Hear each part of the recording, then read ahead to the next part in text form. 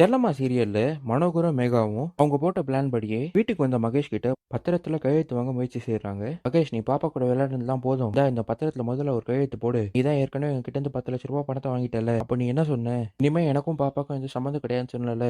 நீ சொன்னது அப்படியே அந்த பேப்பர்ல இருக்கு, ஒரே ஒரு கையெழுத்து மட்டும் போட்டா போதும், சீக்கிரமா போடுன்னு சொல்றாங்க. இதை கேட்ட மகேஷும், அப்படியா, அந்த பத்திரத்தை ஒரு நிமிஷம் கொடுங்கன்னு வாங்கி இதை படிச்சு பார்த்து கிழிச்சு போட்டுறாரு. இந்த பத்திரத்துல நான் கையெழுத்து போட்டேன்னா எனக்கும் ரியாக்கும் எந்த சம்மந்தம் இல்லாம ஆயிடுமா? ரியா என்னோட பொண்ணு, அப்புறம் நான் எப்போ வேணா வந்து பாப்பேன், எப்போ வேணா தூக்கி கொஞ்சுவேன். நான் அவரோட அப்பா, எனக்கு எல்லா உரிமையும் இருக்கு. இவங்க சொன்னதெல்லாம் நான் செய்ய முடியாது.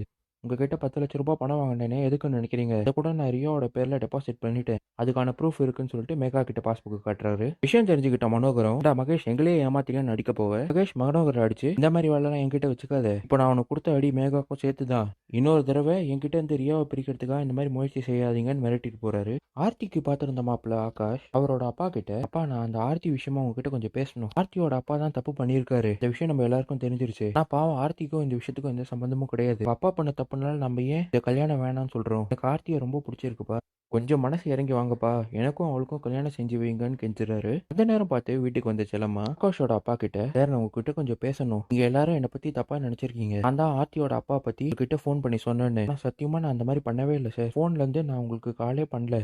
என் பேரை வச்சு யாரோ தப்பான வேலை பார்த்துருக்காங்க. உண்மையாவே எனக்கும் இதுக்கும் எந்த சம்மந்தம் இல்லை சார். உங்க எல்லாருக்கும் தெரிஞ்சபடியே வாசுதேவன் மாமா இன்னொரு பொண்ணு கூட உறவுல தான் இருக்காரு, அதை நான் மறுக்கல. ஆனா அதுக்காக ஆர்த்தி என்ன சார் பண்ணா? அந்த பொண்ணு பாவம் சார். ஆகாஷை கல்யாணம் பண்ணிக்கிறோங்கிற ஆசையில தான் அவ இருந்தா. திடீர்னு நீங்க இந்த கல்யாணம் வேணும்னு சொன்னோன்னே உடஞ்சு போயிட்டா சார். இதை சொல்லிட்டு போன 2 நாளா ஒண்ணுமே சாப்பிடல. தயவு செஞ்சு உங்க 2 பேருக்கும் நல்லபடியா கல்யாணம் பண்ணுவீங்க சார்னு கெஞ்சுறாங்க. செல்லம்மா சொல்றதை கேட்டு இந்த ஆகாஷோட அப்பாவோ, செல்லம்மா, நீங்க சொல்றது எல்லாமே சரிதான், ஆனா ஒரு விஷயம், வாசுதேவன் இந்த மாதிரி தப்பானுங்கிற விஷயம் என்னோட சொந்தக்காரங்களுக்கு தெரிஞ்சதுன்னா அவங்க கண்டிப்பா இந்த கல்யாணம் வேணாம்னு சொல்லிடுவாங்க. சொந்தத்திலே அப்புறம் எனக்கு பேர் இல்லாமல் போயிடும். எனக்கு அவங்க என்ன சொல்றாங்களோ அதான் எனக்கு முக்கியம். அதனால ஆர்த்தி ஆகாஷோட கல்யாணம் நடக்காது அப்படின்னு பட்டுன்னு விஷயத்த சொல்லிடுறாரு. செல்லம்மாவும், சரி சார், இதுக்கு மேல உங்களோட முடிவு தான், ஆனா நீங்க கடைசி முடிவு எடுக்கிறதுக்கு முன்னாடி ஆர்த்தியை உங்க பொண்ணா நினைச்சு பாருங்க, அப்புறம் உங்களோட இஷ்டம் சார்னு சொல்லி அங்கேருந்து கிளம்பி வராங்க.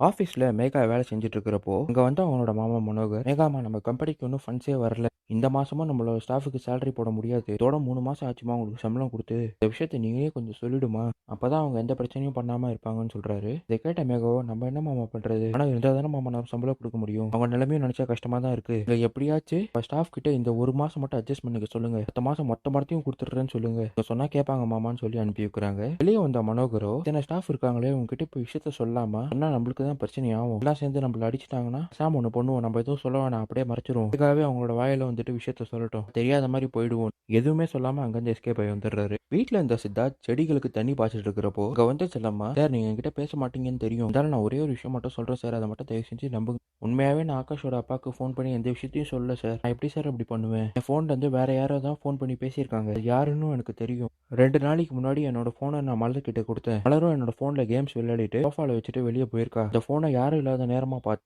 மேகா எடுத்து ஆகாஷோட அப்பாவுக்கு நான் பேசுற மாதிரி பேசி வாசுதேவன் மாமா விஷயத்த சொல்லியிருக்கா. உண்மையாவே நான் பண்ணல சார், என்னை நம்புறதும் நம்பாததும் உங்களோட விருப்பம் தான், என் மேல சத்தியமா அந்த தப்பை பண்ணல சார்னு சொல்றாங்க. இதுதான் இன்னைக்கு எபிசோட்ல நடந்தது.